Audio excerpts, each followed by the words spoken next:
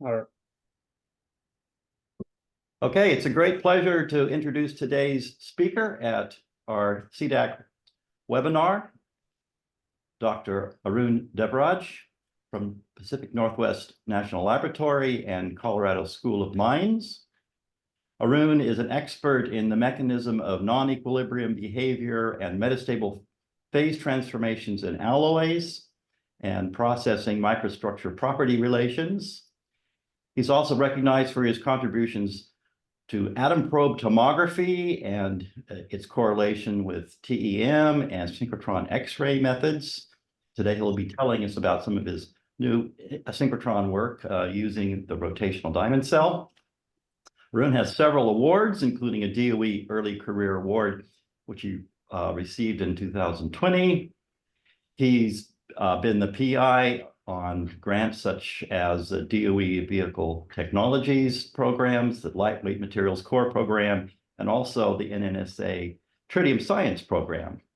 Arun received his PhD in Material Science and Engineering from the University of North Texas in 2011, and then moved to PNNL, where he was a postdoc and rose through the ranks to his current position as Chief Material Scientist.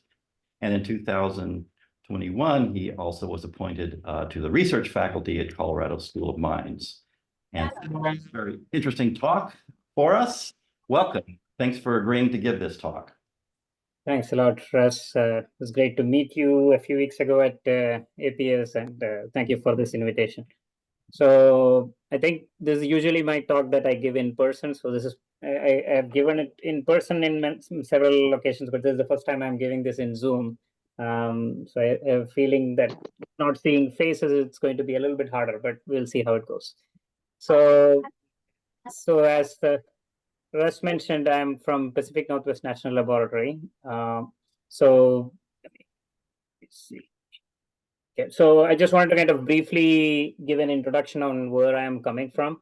So I'm a metallurgy and material science engineer. I used to work in a steel industry. This is me in early days, where they melt and cast steel and fabricate it, all the steel that we use in our life. And then I worked a lot into fundamental understanding of phase transformations in metals and alloys, specifically titanium alloys, looking at some displacive phase transformations, both using aberration corrected TEM and atom probe tomography, and linking that to some of the computational predictions.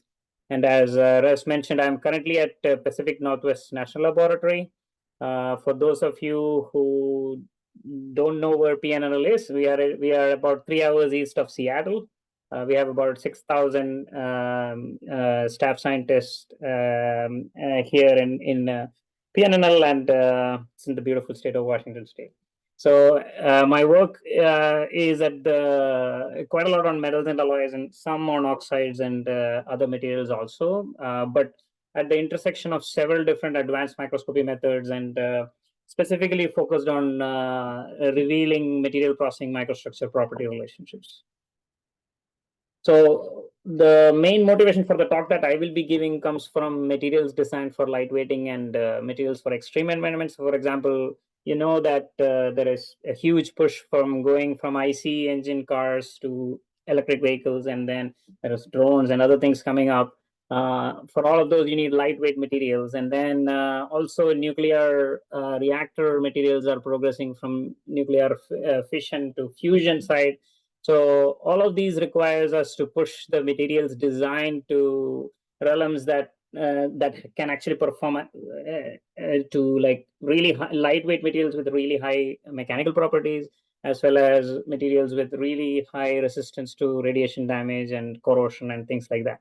So in all of these cases, we need to map out the linkages between material processing, microstructure, and properties. So, and that's kind of at the core of what I focus on. And in my research, we often combine multiple modalities of microstructure analysis. So, for example, we have several aberration-corrected TEMs, transmission electron microscopes, which gives us atomic scale understanding of the structure of materials, which we link with quite a lot of rotational diamond anvil cell work, which I'll talk about a lot more in depth here in this seminar. So there has been a very productive collaboration that we could start with HPCAT at APS, Changyong Park, and others from HPCAT. So that also gives us a structural understanding of how the material is evolving. And then we link that information with compositional understanding. So there's a technique called as atom probe tomography, which allows you to get 3D composition analysis of materials at sub-nanometer scale spatial resolution. So PNL is one of the biggest groups in the world for atom probe tomography analysis of materials. We have 3 different atom probes. One of them is the latest generation in my lab here. So this guy gives you the compositional understanding at near atomic scale. And then we link the structure and composition with chemical state analysis by XPS, as well as some of the beamline methods like Zanes and things like that, which we do either at ALS or APS or NSLS2. So my work is kind of often utilizing all of these tools. It's not done using one tool. So we try to link the material processing methods with the microstructure, and then how that microstructure then influences the properties. And we have a lot of simulation colleagues also. I'll briefly touch upon some of this very invaluable simulation in the context of RDAC also in my talk today. Ultimately, we have to integrate it because most of these techniques have limitations of its own. So we have to cross couple the information from all of these techniques to really get the fundamental mechanistic understanding. I briefly wanted to touch upon the funding acknowledgement also. Across all these different portfolio of funding, in the BES Early Career Award, Vehicle Technology Office, we have 2 core programs, an NSA program, as well as 1 NSF program, and a large PNNL Laboratory Directed Research Development Program, which recently concluded, called as Solid Phase Processing. Across all of these, we are really looking at how deformation couples with microstructure evolution in materials, and how that then leads to either unique mechanical properties or how unique material degradation mechanisms can occur. So now, kind of coming to the specific topic that I'm talking about here, which is on the shear-induced microstructure evolution. PNNL is very active in an area called as solid phase processing. So over about last decade or 2 decades, PNNL has developed many different methods where you can. So, for example, you probably have seen people welding things in structures. They use arc welding, but there's also a method called as friction stir welding, where you bring 2 materials, 2 sheets together, and then you use a very hard tool, and you plunge into that area while it is rotating at high speeds, and then you translate it across at the interface. So you basically mix the material in solid state, and then you avoid melting completely, and but the friction and the shear gives the heating and the material flow, and that way you mix the material and you can weld it. So PNL is a world leader in development of friction stir welding for many different applications. And more recently, about 5 to 10 years ago, PNL has been looking at a way of making materials purely by shear deformation and extrusion. So that is known as shear assisted processing and extrusion. So what they do is, you can think of things like scrap, the coke can aluminum, which you can chip it and consolidate it into a block. And then let's say this is that block. Not sure if you can see my cursor. Okay, so let's say this is that block. And it goes into a die. Oh, okay, actually, if I go there, then it doesn't allow me to play the video. Okay, so this is that material that we want to extrude, and in the middle, and on the right is a die in which it goes in, and then there's a rotating tool that impinges on the material and then shears it at high speed on a machine called shape. And the action happens where this hard tool comes and impinges on that material. There's a hole in the center of this tool. So under the combined this rotational shear, you get the localized friction generates heat, and then that heat plasticizes the material, and then it flows out through this material, and you continuously press into the original material that you want to extrude. So this is known as shear assisted processing and extrusion. Now, PNL has been really making headway into fabricating many different automotive alloys and structures for various applications, for example, in a car. Now, the key challenge is how do we understand, predict, and ultimately control the kinetic and thermodynamic pathways that activates in materials when it is subjected to high shear strain during synthesis and processing. So that's kind of the key focus of that has been a key focus of a large internal investment in PNNL for about 5 years. And essentially at that action zone, when this tool impinges and shears the material, the heating that happens there and extrusion, the material flow that happens, what sort of deformation mechanisms are occurring? All of those are key questions that we were after. And this was a large effort, including many different staff scientists. And the specifically under that effort, I was leading the fundamental science thrust, which was focused on understanding the atomic scale mechanisms of shear induced mass and energy transfer across interfaces. So specifically, we wanted to harness in situ microstructure analysis to understand microstructure evolution dynamics. So if you zoom into that action zone where you have a tool impinging on, and then you're shearing it at high speeds, generating heating and plasticizing the material and flowing, at that point you have a coupling of many different variables. So essentially there is a mild pressure. This is not very high pressures that we are dealing that I know CDAC works in really high pressures. We are below half GPa level of pressure, but there is a very high speed shear deformation. So we are actually looking at anywhere from tens of RPM all the way up to 1,000 RPM, and then that shear generates local heating, and the initial microstructure of the material also influences what happens in the final. So how that microstructure would evolve and form the final microstructure. So we are essentially looking at this multiple coupled phenomenon, and we want to really develop an ability to predict the microstructure evolution pathway. That was kind of our focus of this program. And when we started, there was no way of seeing in situ how this kind of a high speed shear deformation modifies the material. A few of the work that others did is they put a stack of, for example, aluminum and copper 25 micron layers, and then they sheared it using a high pressure HPT, high pressure torsion material, device. And then they get a disc, and then they would cut the sample from center to outer radius, and then look at an ex situ tomography of that layers. And then they could see that there are ripples and vortexes and folds forming, and that leads to thinning of these layers and then eventual mixing. This is not in situ. This is an ex situ movie from the center where there is very low strain to outer radius where there's a lot of strain. So this was interesting because this essentially shows, I mean, in some sense, it's the dynamics. Even if we look at an area that gets sheared quite a lot, this is in some sense capturing the dynamics of transformation. That was kind of the way they utilized this sort of a tool. But there was no in situ validation of what happens, and the pressure was quite higher than what we were interested in.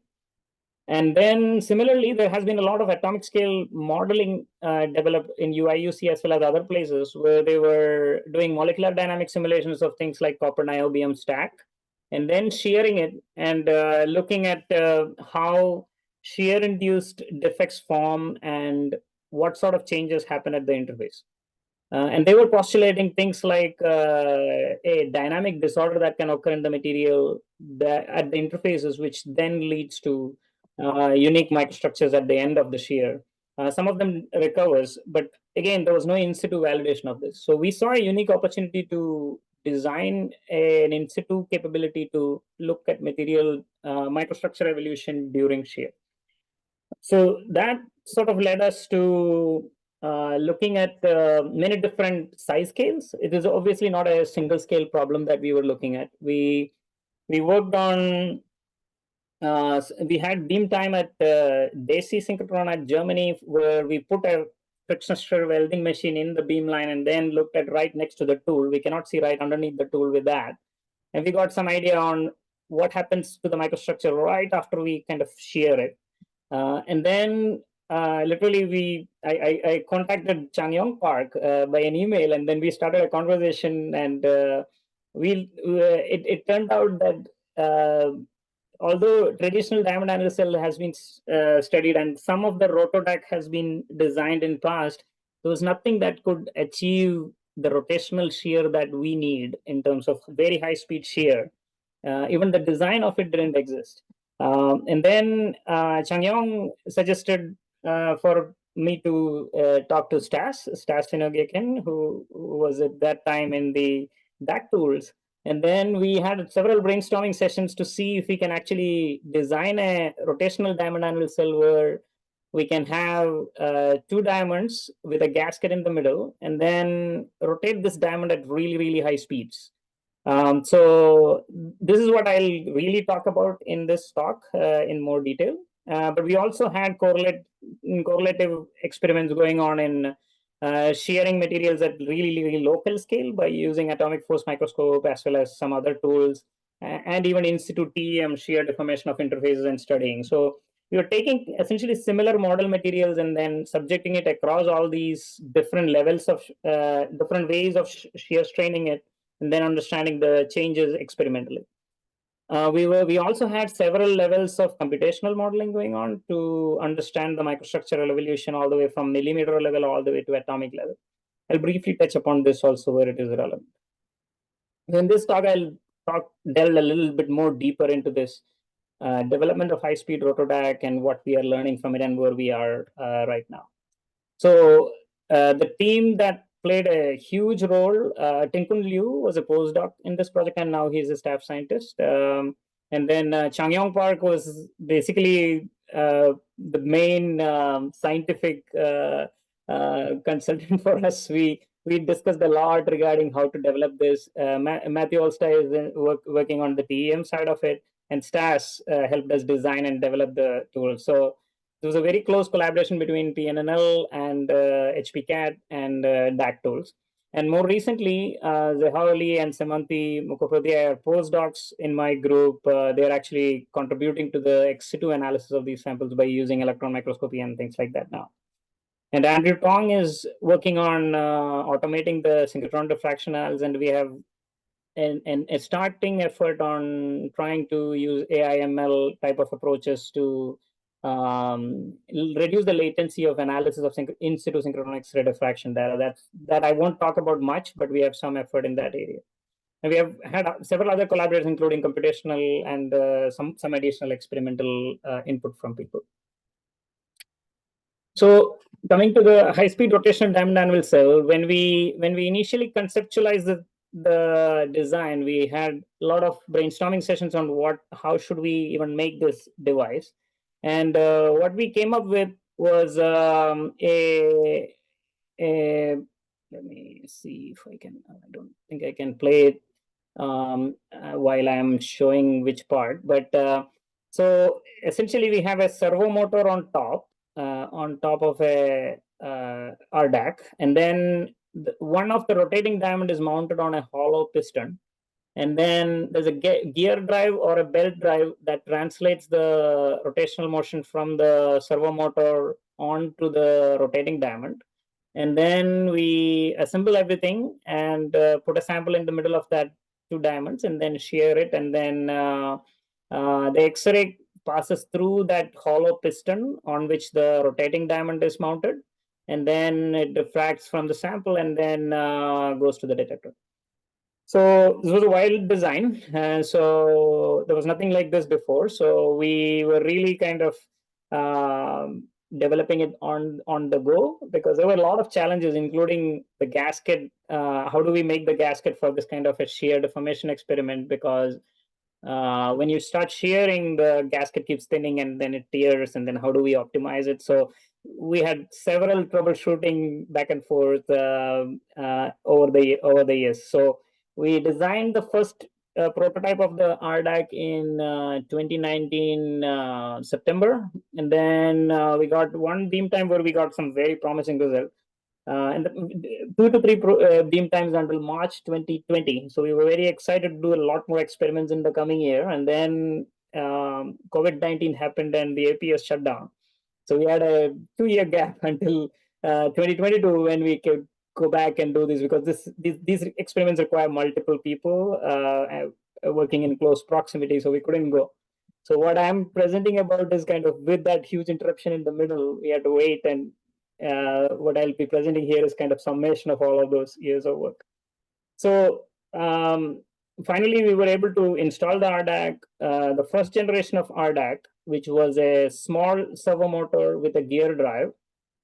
And we were able to then shear materials, but we were seeing some issues with the gear drive introducing some vibration. Because it's rotating at high speeds, the diamond had to be aligned very, very well. We were using a 500 micron QLED diamond with a conical shape. This is the fixed diamond, this is the rotating diamond. And the planarity between these two diamonds has to be very well aligned a priori, using the fringes that you can see. And then their rotational, this rotational piston is kind of on an air bearing, and we have to adjust the bearing as well as the wobble of this one very precisely, because if it wobbles too much, then it will destroy the shearing material and the gasket surrounding it. So that took us some time to optimize all of that. And then meanwhile, we realized that the gear drive was causing a lot of vibration. So we went to a belt drive where we had, and also we were reaching torque limit, especially when we were shearing at high speeds rather quickly. So we upgraded the motor to a high torque motor. That's the generation 2. And then we wanted to see if we can independently control the heating. So we designed a heating stage for the fixed diamond. So now we can also independently control the shear strain or the shearing rate and the heating independently, and we introduced some cooling and all. So the latest generation of heated HSR DAC is what is shown on the rightmost side. And we have tested it already up to about 200 RPM shear strains and sample survives, gasket survives, and we can actually get very interesting results from that. And the heating stage, we have heated it up to 200 degrees C and then sheared it. And we are trying to understand how, with an external heating versus the intrinsic heating that gets generated during shear, how the microstructure evolution changes. Now, getting a little bit more into the details, the way we make the gasket is we indent a hardened stainless steel sheet, just like traditional gasket preparation. We were using a 500 micron QLED diamond, so we would indent it first and then cut a hole that is 250 micron diameter in the middle of that thinned out area, and then put the bottom fixed diamond, put the gasket on the fixed diamond, and then load the material into the gasket hole. And then we close the top diamond, and even that process is quite involved in terms of how we assemble the material. But once we do that, then we were able to apply some pressure to, like, up to half GPa pressure to kind of engage the two diamonds and then shear it and then get in situ observations. And we also, as I said, we also have a heater that we were able to test for controlling the temperature during shear. So this was one of the first experiment to see that is the material shearing. So we simply used an optical camera that is in front of the beamline, and then we could. So let me go back to this. So this is an aluminum silicon alloy where the specks that you are seeing are silicon particles. So first we wanted to verify, is it even shearing? So this is a handheld mobile phone camera that I was using to record that. So you can see, as soon as we start shearing, the particles start flowing in circular fashion, which is what we wanted to see. So there is a microstructural flow happening during that shear. And really that really encouraged us that, okay, so we are able to get some shear. We had worry that the diamond surface is fairly smooth, so whether it will grab and would it be able to shear properly. But interestingly, there was some inclusions on the surface in the as-bought synthesized diamond, which actually helped us in the grip. And the gasket edges on the periphery essentially grabs the material on the edges also. So we could actually see that the material starts shearing as we kind of continue this kind of RDAC shearing experiment. Now, once we did that, one of the successful experiment that we did was understanding how shear deformation causes alloying. So copper and nickel, if you alloy them, I mean, they would like to mix together if you heat it up simply. But we wanted to see, can we use the shear deformation to essentially force the mixing, and how that shear-induced mixing would proceed in a rotational diamond analysis. So we took these copper nickel 50-50% powder mixture and loaded it in between the DAC, in between the high-speed rotor DAC. And what you are seeing here is the initial compacted powder assembly at about half GPa applied pressure. You can see colorized based on nickel is green and red is copper. And then we sheared it for at 10 RPM for just 1 minute. And we were keeping the X-ray at about half radius distance, because that's where the shear strain is really maximum, because at the edges, because of the gasket, it doesn't shear a lot. At the center, it doesn't shear a lot because the shear strain is lower. So we focused the X-ray and left 4 micron by 5 micron spot size of X-ray at about half radius spot. And then we were continuously collecting diffraction patterns during the shear. And then at the end of 1 minute shear, we took an X-ray diffraction imaging, XDI again, and we could see this vortex formation, which almost like how it is when you make a smoothie in mixer grinder. So we could see that flow of the material happening, which gave us more confidence that the material is flowing. And in that one spot where we were looking at, we could then monitor how the peaks are shifting and how the distance between copper and nickel peaks are actually changing also. That's an indication of alloying. And we could then look at lattice strain of nickel peak versus copper peak. And there is significant differences, which can be expected because nickel is they both have very different mechanical behavior. So we were expecting to see this. And what was very interesting is then we sheared all the way up to 5 minutes. But after 1 minute, 2 minutes, and at the end of 5 minutes, we stopped the experiment and collected a diffraction pattern. And during the shear, we collected in between.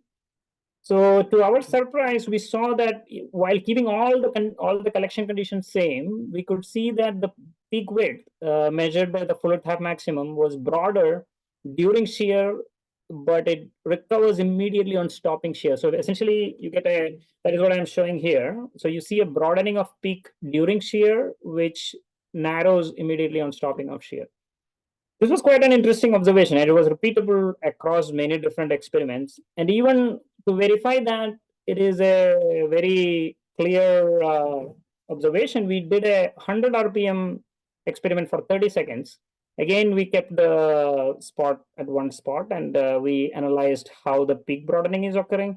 And we could clearly see that the Fuller tap maximum shoots up as soon as you start shearing, and then it kind of starts plateauing, and then as soon as when you stop the shear, it recovers, and it doesn't come back to the original Fuller tap maximum, but a significant portion of that is recovering. So this is allowing us to see dynamic effects that is happening in the microstructure during shear, which we would not see if we were only seeing initial and final stage. That really made us quite excited, and then we went into correlating this with a number of computational simulation as well as postmortem ex situ microscopy. So crystal plasticity allows you to look at things like dislocation density evolution at comparable. So we quantified the shear strain and strain rate, and then we used a copper nickel mixture, a polycrystalline block with copper and nickel grains. And then we sheared it in the crystal plasticity model and then looked at dislocation density. And then we can see that copper had a much higher dislocation density than nickel, which agreed with our lattice strain measurement from the synchrotron diffraction. And then we also kind of started looking into why this peak broadening might be changing. And that is what, it was kind of a unique experimental observation. And we were looking at what could be causing that broadening difference, and how is it recovering that quickly as soon as you stop shear. So one that led us to one publication by Ruslan Valev, who is actually a very renowned researcher in the area of severe plastic deformation, in a 2009 publication where they put a high pressure torsion device where instead of diamond anvil cell, they have a hard tungsten carbide, or I can't remember the exact material, but essentially a plunger, a support, and in between they put a copper sample.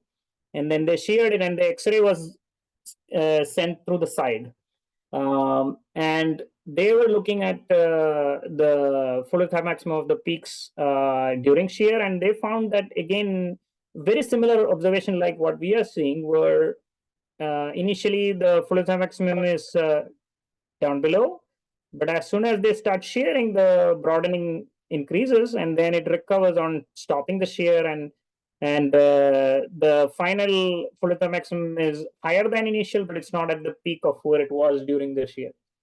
And this observation was then attributed to formation of extremely high vacancy concentration, which then they hypothesized that can lead to diffusion, and that can be one of the reason why in these kind of severe deformation kind of experiments, you can see enhanced mixing of elements and things like that. And we didn't see any other work in that direction in recent past. And then we also correlated with the MD simulation in PNNL, where we took copper nickel mixture, where you have nickel grains and copper grains, and then we sheared it, and we looked at a case of shearing it to 200% and then stopping it and then holding it at room temperature. And then we, again, even in the MD simulation, we saw both the dislocation density and the vacancy concentration increases to a high value, and then on stopping of shear, it recovers partially, which was quite interesting. And we then looked at the amount of vacancies that are forming. So we quantified the vacancy concentration, and to our surprise, we found that the amount of vacancy concentration that can get generated is almost as close to a melting temperature level of vacancy concentration. Obviously, there is a caveat that the strain rate is quite different in MD simulation than what we can do in experiments. It's way faster. We can't really make a direct connection. But this was very promising that there are similar trends in terms of enhanced vacancy concentration and then recovery, which was really kind of helping us look at some of these shear-induced mixing effects. Then what we did is, at the end of the deformation experiment, we took the disk of the sample that was sheared. It was about 120 micron radius and about 22 micron thickness. And then we brought it to PNNL, and at about half radius, we cut a through thickness sample by using a focused ion beam. And then we looked at the cross section of the entire sample disk. So what you can see here is near the rotating, and this is a scanning electron microscope EDS, energy dispersive spectroscopy mapping of the cross section of the sample. So you can see that near the rotating diamond, it looks like copper and nickel somewhat mixed together, but as you go deeper towards the fixed diamond, you can see individual domains of copper and nickel separated from each other. Now, scanning electron microscope doesn't have very high spatial resolution, so after this, we went into looking the okay, just a second. Yeah. So we looked deeper into that top several micron area using a transmission electron microscope. And the rotating diamond is right above here, and the fixed diamond is down below. And we could see using TEM a couple of things. We saw pronounced nanocrystallization of the both copper and nickel layers. We were getting about 50 nanometer, about anywhere from 50 to 100 nanometer level grain sizes, very close to the rotating diamond. And when we do TEM EDS or STEM EDS, we saw that within the top 500 nanometer, we see that it looks somewhat alloyed, where copper and nickel kind of mixed together.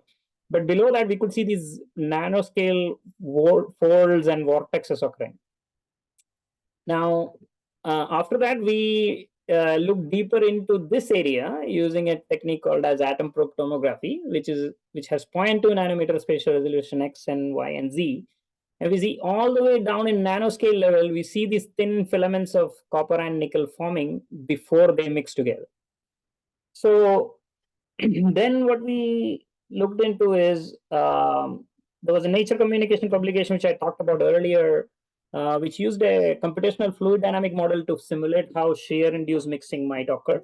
And we borrowed that model. Essentially, we made a FEM CFD model where you assign a viscosity contrast between the two phases, and then you look at how they would shear. And again, by that kind of a CFD model, also these kind of folds and vortexes form, which is like what we were seeing in our experiments.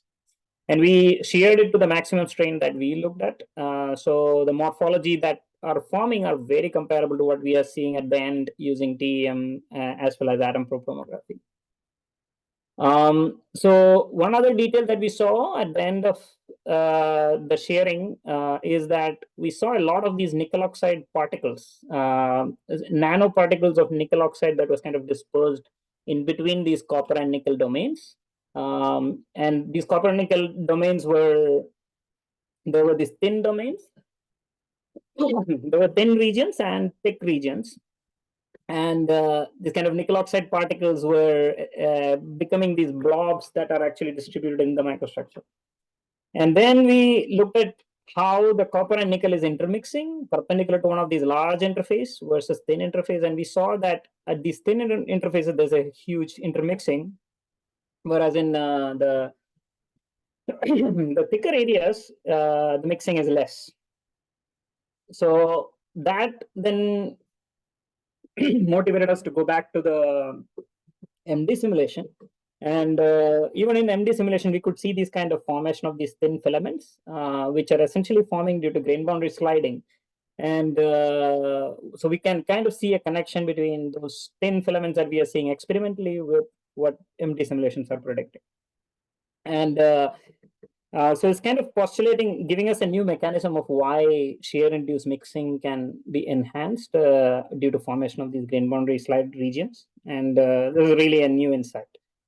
We also, I can't go into the details of this, but we also went into analyzing with DFT what will be the role of orientation. So if you have a cube-on-cube orientation and then shear it this way versus perpendicular interface and then shear it, as well as if you introduce extra vacancies, how would that reduce the energy barrier for intermixing? And we saw that presence of excess vacancies can clearly change the kinetics of intermixing. It's a very big difference in terms of the extent of intermixing, and the activation barrier required for the mixing drops down significantly when you have excess vacancies. So in summary, we kind of we put together a detailed ex situ microscopy all the way up to atomic level in terms of structure and composition after the in situ experiments, and used 4 different scales of modeling to kind of look at the morphological evolution, interfacial evolution, and defect evolution in the material. All of those are kind of agreeing well with what we were observing from the in situ high-speed rotodynamics. So after that, we went on to analyzing many different materials. But as I said, the COVID time was sort of a big problem for us to deal with because we were just waiting to run experiments. But we did several different materials, and we are in the process of analyzing a lot of these things now to completely understand all these multi-scale microstructure evolution mechanisms. And I'll give you one very exciting study that is almost getting to finishing stage, where we're looking at bismuth. Bismuth has several different phase transformations and about 7.7 GPa. So it goes from phase 1 to 2 to 3 to 4, 3 to 5. And it has this beautiful terrace. I mean, it's a beautiful metal with very interesting features when you cast it. So we wanted to look at how a mixture of copper and bismuth powders. When you do linear compression and decompression, what phase transformation boundaries are. So we saw like we as literature already highlights, we could see the clear phase transformation boundaries at about 2.6 GPa. We can see one phase transformation, 2.8 GPa next phase transformation, and 7.7 GPa the next phase transformation. And what our curiosity was, can we then put the copper bismuth powder in the rotodac and then apply just half a GPa or 0.6 GPa, which is lower than the first phase transformation. And then if we shear it, can we cause a phase transformation? And indeed, we saw an instantaneous transformation as soon as we started shearing. And interestingly, we didn't just want to do this experiment with bismuth. So we used copper as a pressure analyzer, and we saw from the copper, we could see that the pressure also spikes right as we shear it all the way up to like 4.5 GPa, where the high pressure phase is stable. So is shear kind of instantaneously spiking up the pressure and that's causing the phase transformation, or how the coupling is happening? Because between the shear strain and the phase transformation is something that we are looking at more deeply now. And in fact, we even played with another factor, RPM. So the acceleration. So we did an experiment where we were rotating the diamond at 10 RPM for 1 minute. But in the beginning of the experiment, the acceleration for the rotating diamond, we varied either at 10 RPM per second or 1 RPM per second. So that means in one case, in the first second of the experiment itself, it'll reach a 10 RPM, or it'll take 10 seconds to reach the 10 RPM. So we saw the phase transformation boundary got stretched when we were playing with the RPM. So it was interesting that we can really kind of modify the phase transformation boundaries by tweaking the parameter. We're still looking at deeper into this ability to control the phase transformation and how that is, what are the factors that are influencing this shear-induced phase transformation.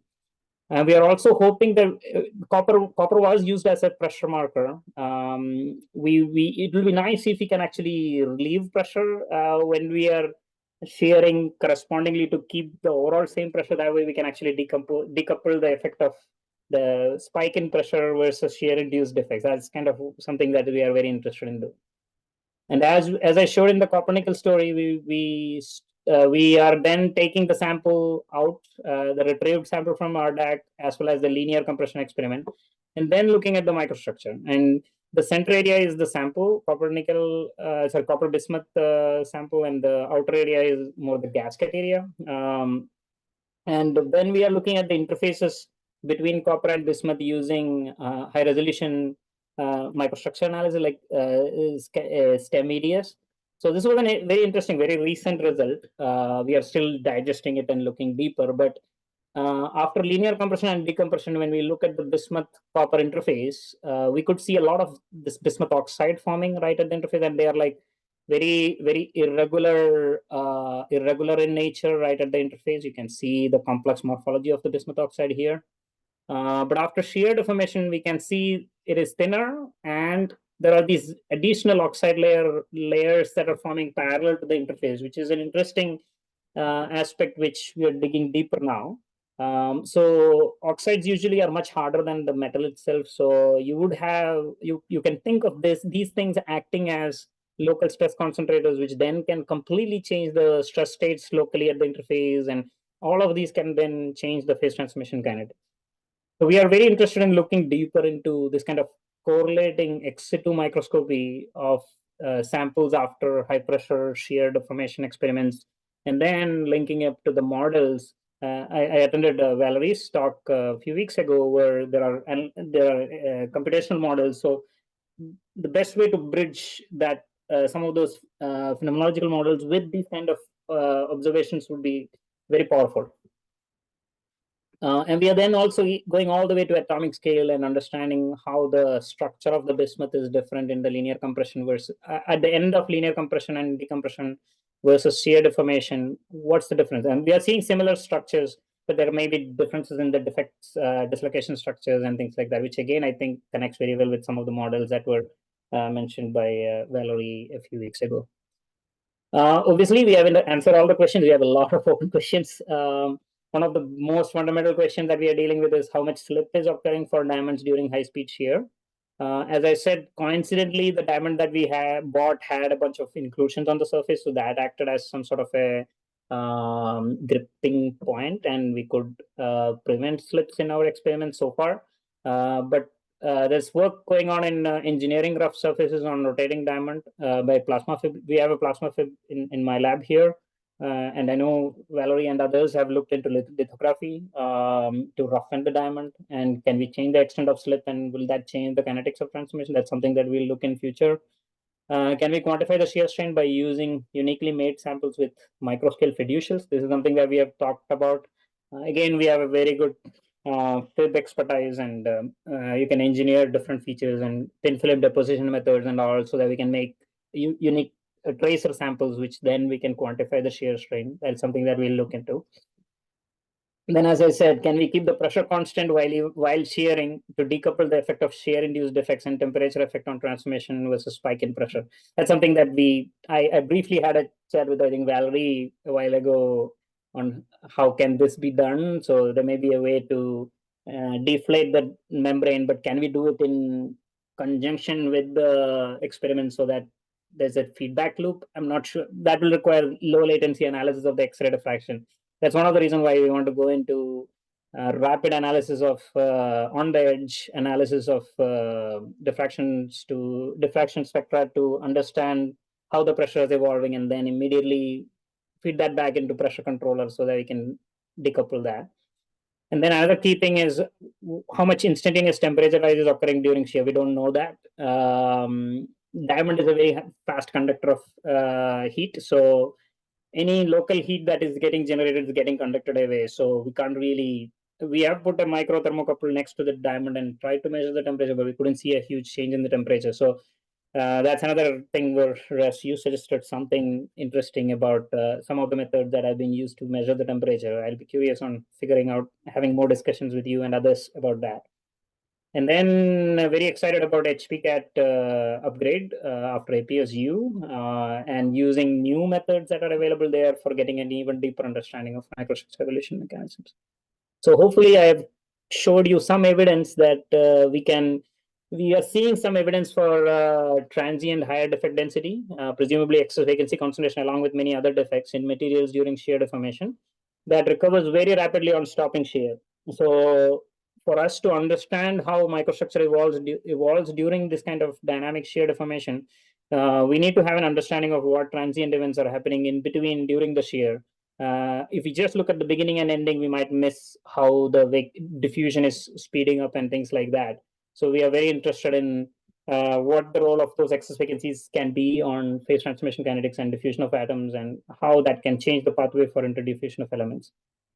So we're quite excited about this combination of this newly developed high-speed rotational diamond anvil cell in combination with many different levels of ex situ microscopy and computational simulation, which we believe can provide a really comprehensive understanding of all the multiple length scale and time scale process that occurs during shear deformation of materials. With that, I am open to questions. Hopefully, I didn't lose anybody in between. Thank you very much, Arun, for a spectacular talk. This is a really neat new technique. I'm sure there'll be a lot of questions and discussion. So feel free to raise your hand, unmute yourself, put your question in the chat. Urshan, did you want to speak up? Yeah, I'd like to ask a question. Yes. Thank you for this beautiful talk. It was quite an impressive set of analytical tools you have and you're building. What I want to know is why do you think the shear-induced alloy formation should be different than diffusional alloy mixing?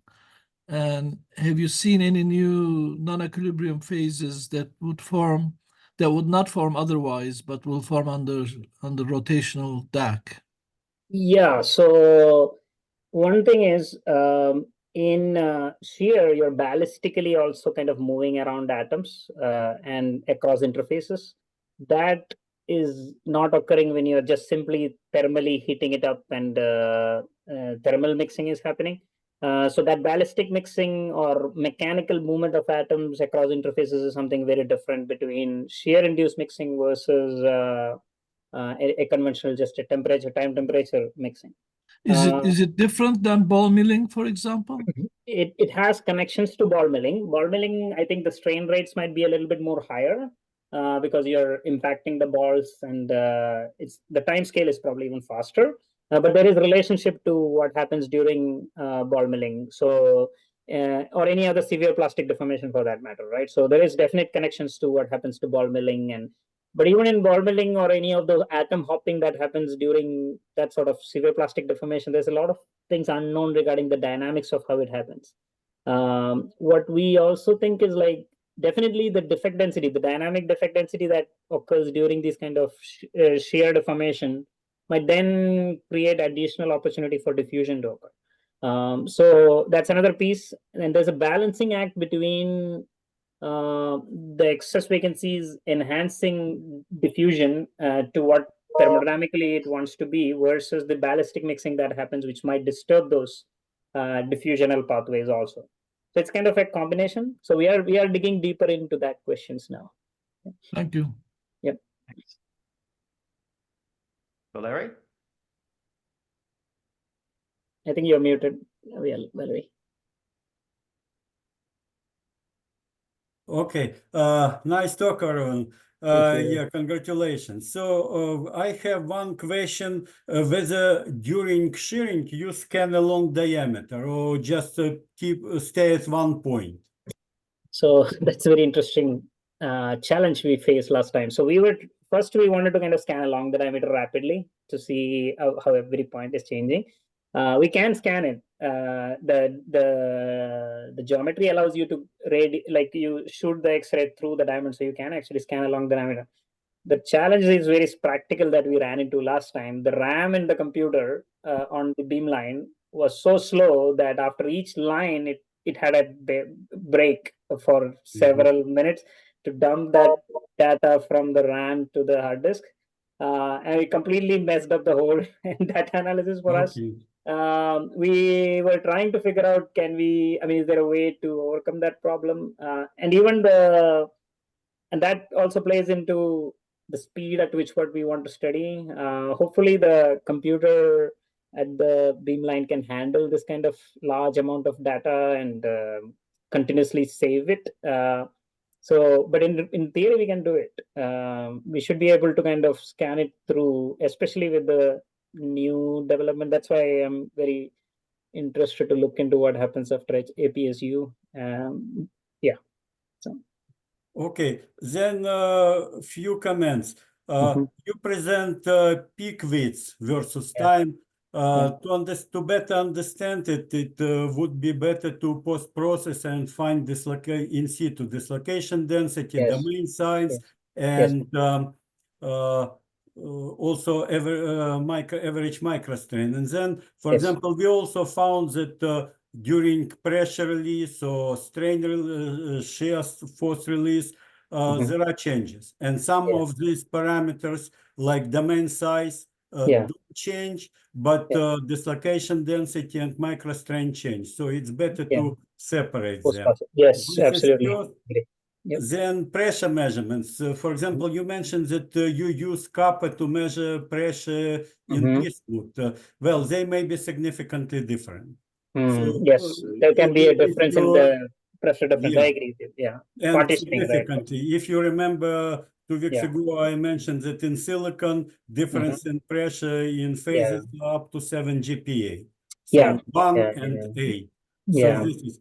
And last, probably, with, our experience with rough diamond shows that even simple polishing gives a good result. We used also different method, but even simple polishing, Rainy, Böhler did us, works very well. That's great. To maximum possible. Yeah, I think that is one part where me and Changyong was talking about your work specifically in that direction. You were doing some femtosecond laser-based patterning of diamonds. Laser ablation, yes. This is more systematic because it gives Yeah. specific patterns, Exactly. right? But even our first experiments with rough polishing, which you can do That's tomorrow, good. well, Yeah. produce tomorrow, it's already good enough. Correct. Yeah, that is something that we haven't tried yet, because we so far did several experiments, only broke one diamond with the high speed shear. But we got some radial cracks in one diamond. But every time we have to mount it, align it, that this is, that I'm sure with the it's an extensive process in terms of shearing. So we haven't really done that work of roughening the diamond even more than what we get it originally. But that will be something that I'm sure I'll follow up with you also more on that part, and we'll definitely try some of those experiments. Yep. Okay, thank you. Thanks a lot. Thanks very much. So in the measurement of the pressure, say Mhm. using copper, how many diffraction lines you're using? Do you pull out a uniaxial component that's sort of imprinted on the pressure mark? So that there is some limits in how many rings we can actually collect. With the thing is very long, and we have rather narrow. So we couldn't. I mean, so we haven't dug deep enough to really pull into that uniaxial component in there. There are some limits in terms of how far we can go, and even the dislocation density analysis that we want to do couldn't get several enough peaks to be able to quantify the dislocation density accurately. But No, okay. that's something that we are interested in going deeper. Inherent limitation of that bulkiness of that stage kind of contributes to these issues. But I'm no way expert of some. I'm guessing like you and others might have looked deeper into this. We should probably follow up with you and find ways to pull out from what we got already. So Okay. yeah. Okay. Yeah. So following up on some of our earlier conversations regarding the sort of local heating and measuring the temperature rise, spatially Mhm. resolving that, I don't know if there's been any further discussion or thinking about how to do that with, say, infrared imaging. Yeah. You might want to, even do that on a special beam line that can do imaging Yeah. very low temperatures, or relative Yeah. temperature rather. Yeah, I think that is something that I mean, and even maybe coating the diamond to be less conductive so that we can then keep the heat locally there and then measure it. Yeah, so you could CVD coat the diamond, Mhm. bad diamond that has lower thermal conductivity. Yeah. Do Okay. high high growth rate CVD coating of the diamond. It's not a good diamond from the standpoint of optical properties, but it has lower thermal conductivity. That might be a good way to block heat Yeah. from leaving the sample. Yeah. That again, I mean, so I think we opened a lot more questions than we answered in terms of this effort, and it's giving us an ability to probe things that are quite complicated, and there are all these directions that we are hoping we can pursue. Definitely, I'll be interested in having more discussions and finding unique opportunities to collaborate with anybody in this team to see joint proposals and things like that where possible. Yeah. And I've been having chats with Valerie because Valerie has worked in this area for a long time. So we have been having a lot of chats on and off about different things. But I have been a lot more interested in people who find it interesting in this domain. And as I think we briefly discussed, going into the geological materials and looking at the shear-induced mixing and shear-induced phase transformations. That's something that we haven't done enough in this tool, but if as you mentioned, if there are interest, we'll be more than glad to try some of these things in upcoming experiments, especially in discussion with Chang Yong and others from HPCAT, and see where it intersects. You had Fe2O3 in your list of Yes. materials. So are you Yes. seeing any difference so far in sort of ceramic materials versus metals? We haven't analyzed it to a big extent, but we were able to share it. We had some battery materials and some of these oxides, and we haven't really dug deep enough. So in the that's one of the things. And we don't make comments on the shear induced microstructure until we look at it afterwards, because that's where we come from in terms of the real expertise in terms of postmortem microscopy. And then once we look at it, then we compare it with the in situ and then start setting. But yeah, as I find more details, we can continue discussing and figure out ways to connect some of the geological minerals in there. Yeah. Right. I think John Eckert has a question. Yeah, thanks, Ross.